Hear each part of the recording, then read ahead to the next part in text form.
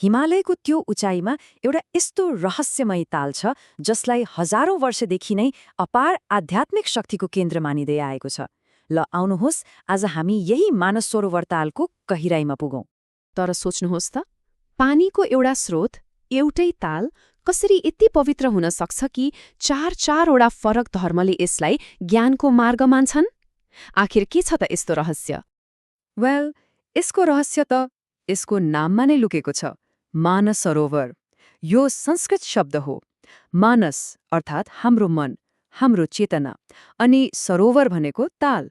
So यसको सीधा अर्थ भयो मनको ताल। कस्तो गहिरो अर्थ, होइन त? यसले सिधै यसलाई दैवीय सृजना र उच्च चेतनासँग जोडिदिन्छ।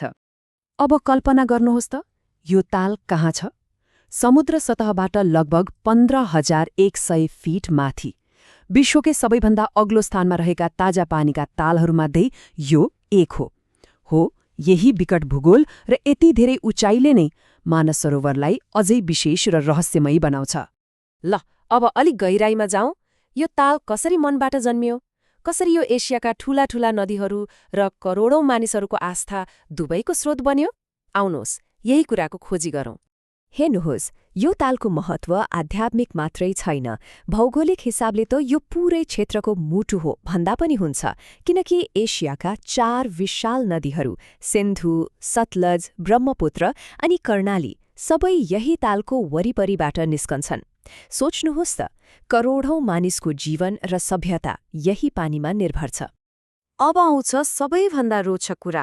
एउटै ठाउँ, एउटै पानी, तर 4 फरक धर्म। आखिर कसरी यी चारै आस्थाले यहीँ आएर आफ्नो साझा पवित्र भूमि भेट्टाए त? सुरुवात गरौँ हिन्दू धर्मबाट। यहाँ के मानिन्छ भने यो तालको सृष्टि स्वयं भगवान ब्रह्माले आफ्नो मनबाट गर्नुभएको हो। त्यसैले त नाम रहन गयो मानस सरोवर। अनि यो भगवान शिवको वासस्थान कैलाश पर्वतको ठिक नजिकै छ। पौराणिक कथाहरूमा त के पनि भनिन्छ भने स्वर्गबाट खसेको गङ्गाको प्रचण्ड वेगलाई शिवजीले आफ्नो जटामा बाँधेर शान्त बनाएको ठाउँ पनि यही हो। अब बौद्ध धर्मको कुरा गरौँ।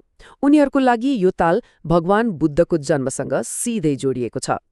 मान्यता के छ भने बुद्धको गर्भधारण हुनुभन्दा ठिक अगाडि रानी मायादेवीले यही तालमा स्नान गरेर आफूलाई पवित्र बनाउनु भएको थियो। अझ रोचक त के छ भने यहाँ कैलाश पर्वतलाई पिता र मानस सरोवर ताललाई माताको प्रतीक मानिन्छ, जसले ब्रह्माण्डको सन्तुलनलाई देखाउँछ। जैन धर्ममा पनि मानसरोवरको महत्त्व कम छैन। यस धर्मका पहिलो तीर्थङ्कर ऋषभनाथले यही नजिकैको अष्टपद पर्वतमा निर्वाण प्राप्त गर्नुभएको थियो भन्ने विश्वास छ। अनि उनका छोरा सम्राट भरतले यस क्षेत्रमा थुप्रै पवित्र स्थलहरू बनाएका थिए भन्ने पनि भनाइ छ। अब कुरा गरौँ बोन धर्मको। यो तिब्बतको बौद्ध धर्मभन्दा पनि पुरानो धर्म हो। उनीहरूको लागि यो क्षेत्र प्राचीन झाङझुङ साम्राज्यको मुटु थियो र बोन धर्मका संस्थापक तोन्पा शेनराबले तिब्बत पहिलो पटक आउँदा यही तालमा स्नान गर्नुभएको थियो रे। यसले के देखाउँछ भने यो ठाउँको आध्यात्मिक जरा कति पुरानो र गहिरो छ। ल, हामीले यो ताल किन यति पवित्र छ भन्ने त बुझ्यौं, तर यहाँसम्म पुग्ने तीर्थयात्राको कथा नि त्यो कस्तो छ? समयसँगै यो यात्रामा के कस्ता परिवर्तन आए? अब यसबारे कुरा गरौँ। यो तीर्थयात्रा आजको होइन, हजारौं वर्ष पुरानो हो। यसको कुरा त रामायण, महाभारत जस्ता हिन्दू ग्रन्थहरूमा पनि पाइन्छ। 12औं शताब्दीका तिब्बती अभिलेखहरूले पनि बौद्ध भिक्षुहरू यहाँ परिक्रमा र ध्यान गर्थे भनेर देखाउँछन्। तर आधुनिक समयमा भने राजनीतिक कारणले यो यात्रामा उतार चढाव आयो।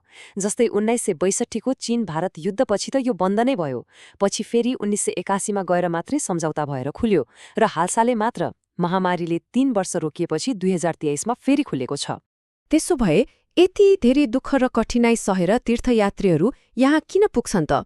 यहाँ आएर उनीहरू के गर्छन्? उनीहरूको विश्वास के हो? ल, अब यही कुरालाई नजिकबाट हेरौँ। खासमा तीर्थयात्रीहरूको दुईवटा मुख्य उद्देश्य हुन्छ। पहिलो हो मानसरोवरको त्यो चिसो पवित्र पानीमा स्नान गर्नु। यसो गर्दा जीवनभरका पाप पखालिन्छन् भन्ने विश्वास छ। अनि दोस्रो हो कैलाश पर्वतको परिक्रमा गर्नु, जसलाई कोरा भनिन्छ। यो 53 किलोमिटर लामो पदयात्रा हो र यसलाई एकदमै ठूलो पुण्यको काम मानिन्छ। यहाँ एउटा निकै रमाइलो कुरा छ। कैलाश पर्वतको परिक्रमा गर्ने तरिका पनि धर्मअनुसार फरक फरक रहेछ। हिन्दू, बौद्ध र जैन धर्मावलम्बीहरूले घडीको सुई जसरी घुम्छ त्यही दिशामा अर्थात् क्लकवाइज परिक्रमा गर्छन्।